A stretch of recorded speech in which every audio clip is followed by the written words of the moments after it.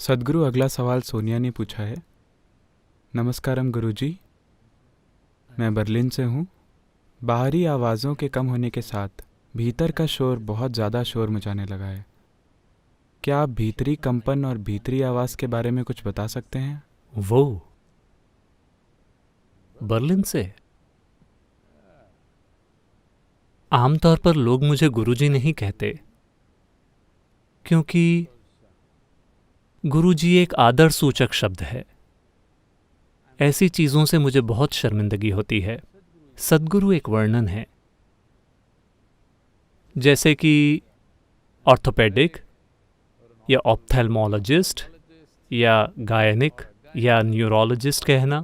ठीक वैसे ही सद्गुरु सिर्फ एक वर्णन है। मुझे वर्णन से कोई आपत्ति नहीं है, क्योंकि इसका मतलब है एक अशिक्षित गुरु कोई भी धर्म ग्रंथों को लेकर मुझसे बहस करने नहीं आता, क्योंकि उन्हें पता है कि वैसे भी मुझे वो सब नहीं आता। बस ये पक्का करने के लिए कि हम उन चीज़ों पर बहस करने की कोशिश में समय नहीं बिताते जिनके बारे में हमें कुछ नहीं पता और जिनके बारे में हमने कभी कोई चिंता नहीं की। लेकिन गुरुजी एक आदर सूचक शब्द है, ऐसा मेरे साथ मत कीजिए। मैंने एक खास तरीके से जीवन जिया है। कहने का मतलब, मैंने इस तरह से जीवन जिया है कि मेरे आसपास के लोग हमेशा कंफ्यूज रहते हैं, ये आखिर हैं कौन। ये मेरे लिए बहुत महत्वपूर्ण है, क्योंकि अगर वो कोई निष्कर्ष निकाल लेते हैं तो उनके साथ काम करना बहुत मुश्किल होगा। कंफ्यूज होना यानी कम से कम आपको एहसास है कि आप नहीं जानते, जो अच्छा है। अगर किसी को पता चल जाता है एक बहुत गहरे अनुभव से, तो उससे मुझे कोई दिक्कत नहीं है, वो एक अलग अवस्था है।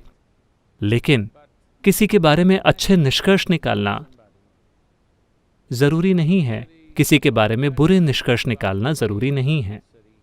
तो सभी आदर सूचक शब्द यहीं से आते हैं कि लोग किसी व्यक्ति के बारे में अच्छे निष्कर्ष निकालते हैं। मैं कौन हूं, इसका मूल्य सिर्फ तब है जब आप मुझे बस यूं ही देखें, बिना किसी निष्कर्ष के। आप देखेंगे कि आप पूरी तरह से कंफ्यूज हो जाएंगे। आपने मुझ पर पर्याप्त ध्यान नहीं दिया है, क्योंकि ज्यादातर समय आप मुझे यहां सत्संग में या इस तरह की परिस्थितियों में बैठे हुए देख रहे हैं। तो आपने मुझे अलग अलग हालातों में नहीं देखा है। अगर आप मुझे अलग अलग हालातों में देखते हैं तो आप पूरी तरह से कंफ्यूज हो जाएंगे। ये बहुत अच्छी चीज़ है। इसका मतलब है कि आप कोई निष्कर्ष नहीं निकाल पा रहे हैं, क्योंकि निष्कर्ष मौत है। निष्कर्ष यानी अब कोई संभावना नहीं बची। अगर आप मेरे बारे में कोई निष्कर्ष निकालते हैं तो अनजाने में एक साधक के रूप में आप अपने बारे में एक निष्कर्ष निकाल लेंगे, यानी कि तलाश खत्म हो गई है। जैसे ही आप निष्कर्ष निकाल लेते हैं तो तलाश कहाँ है। आपका खुद को एक साधक कहना बिल्कुल अर्थहीन है। जहां तक आंतरिकता की बात है, भीतर या भीतरी आयाम शोर भरा नहीं बन गया है। ये कभी भी शोर भरा नहीं रहा। उस इलाके में शोर जैसी कोई चीज नहीं है। बात बस इतनी है कि चूंकि आप व्यस्त नहीं हैं, इसलिए आप मन में उलझ रहे हैं। ज्यादातर लोग आमतौर पर सोचते हैं कि वे व्यस्त हैं, लेकिन अगर आप उनके जीवन को देखें तो 60% समय वे बस किसी चीज में उलझे रहते हैं। ये कुछ ऐसा है मानो जुगाली करना। कल क्या हुआ था, आप अभी भी उसे चबा रहे हैं। ये सुविधा आपके शरीर में नहीं है। गाय, बकरी, भेड़, उन सभी के पास ये सुविधा है कि वे आज खा सकते हैं और कुछ घंटों के बाद इसे वापस मुंह में लाकर जुगाली कर सकते हैं। आपको इस तरह की सुविधा आपके शरीर में नहीं दी गई थी, तो आपने अपने मन में एक बना ली है। ये एक विकास से जुड़ी समस्या है। आप 4 पैरों वाली अवस्था से बाहर आने को तैयार नहीं हैं, और आप कल की बातों की आज जुगाली करना चाहते हैं। दक्षिण भारत के रहस्यवाद में और योग में हम लोगों को देखते हैं, और अगर या वे आनंद ले रहे हैं या दुख पा रहे हैं, सिर्फ उन चीज़ों का जो अतीत में हुई हैं। अतीत में हुई चीज़ों के कारण वे किसी चीज़ का आनंद ले रहे हैं, लेकिन अभी कुछ बिल्कुल अलग कर रहे हैं, ये समझे बिना कि वे बस पुराने फ़ायदों का आनंद ले रहे हैं और ये कभी भी खत्म हो सकता है। तो हम कहते हैं अय्यो प्रलय सादम। प्रलय सादम यानी पुराना चावल। इसका मतलब है ये पुराना भोजन है। पुराने भोजन का आनंद लेना, जिसे हमने कल खाया था, ऊर्जा और ताकत के मामले में अभी भी यह हमारे शरीर में काम कर रहा है। इसी तरह हमने कल या 10 साल पहले या पिछले जन्म में क्या किया था, शायद अभी भी हमें उसका फायदा हो रहा हो, लेकिन अगर आप इसे बढ़ाने के लिए अभी कुछ नहीं कर रहे हैं तो ये खत्म हो जाएगा। पुराना खाना कुछ समय बाद सड़ जाएगा। जो बहुत शानदार था वो कुछ समय बाद बहुत गंदा बन जाएगा। दुनिया में बहुत से तथाकथित सफल लोग अपने जीवन के अलग अलग चरणों में से होकर गुजरते हैं कि वे अतीत के परिणामों और कर्मों का आनंद ले रहे होंगे और उन्हें लगता है कि सब कुछ शानदार है। वे लापरवाही से जीते हैं। एक दिन अचानक उन्हें यह झटका देता है। जरूरी नहीं है कि बाहर से, ज्यादातर ये भीतर से होता है। उनका अपना ही मानसिक ढांचा, उनका अपना ही शरीर इस तरह पलटी खाता है कि वे यकीन ही नहीं कर सकते कि उनके साथ ऐसा हुआ। ऐसा इसलिए है क्योंकि आप पुराने भोजन पर जी रहे हैं। ये महत्वपूर्ण है कि आप हर दिन ताज़ा भोजन पकाएं। ये बहुत महत्वपूर्ण है। इसी वजह से अभी का कर्म बहुत महत्वपूर्ण है।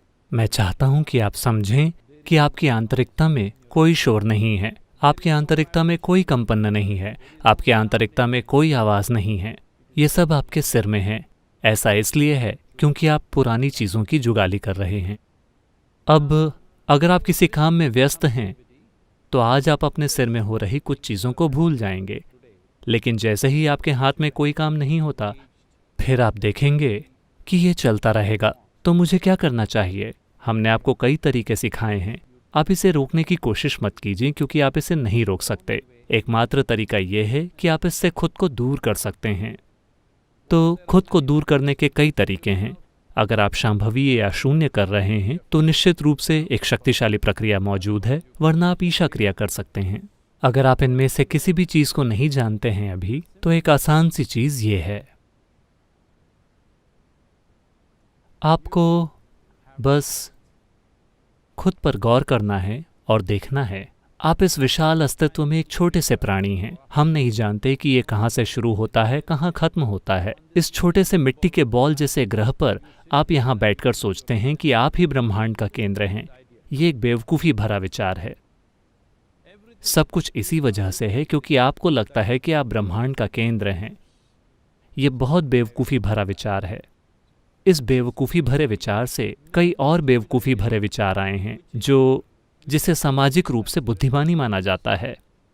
तो आप बस अपने विचारों को इस विशाल ब्रह्मांड के संदर्भ में देखें। अब ये वायरस आपके जीवन को चुनौती दे रहा है। अपनी नश्वरता के संदर्भ में आप जिन चीज़ों के बारे में सोचते हैं, जो चीज़ें आपको महत्वपूर्ण लगती है, उनमें से हर एक मूर्खतापूर्ण है।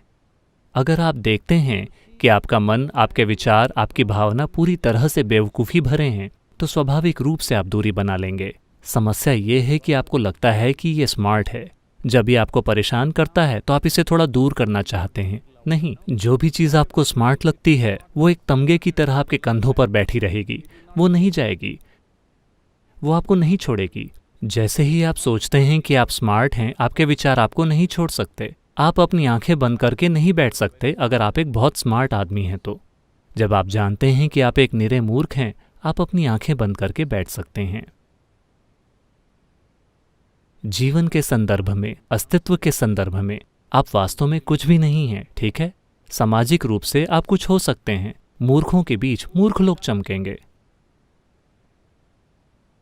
इसका जीवन के रूप में कोई मतलब नहीं है। एक जीवन के रूप में कल ये एक छोटा सा बेवकूफ वायरस आपकी जान ले सकता है। हाँ, मैं कह रहा हूं आप या मैं। ये बस हमें मार सकता है। तो हम जो भी बड़ी स्मार्ट चीज़ें सोच रहे हैं उनके ज़रा भी मायने नहीं हैं। अगर आप ये समझ लेते हैं तो स्वाभाविक रूप से आपके और आपकी विचार प्रक्रिया के बीच एक दूरी होगी। जब आपके और आपकी विचार प्रक्रिया के बीच एक दूरी आ जाती है तो इससे फर्क नहीं पड़ता कि आप किस बारे में सोच रहे हैं। योग योग योगेश्वराय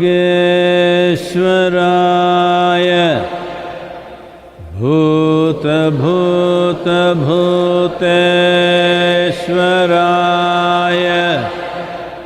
काल काल कालेश्वराय शिव शिव सर्वेश्वराय शंभो शंभो महादेवाय।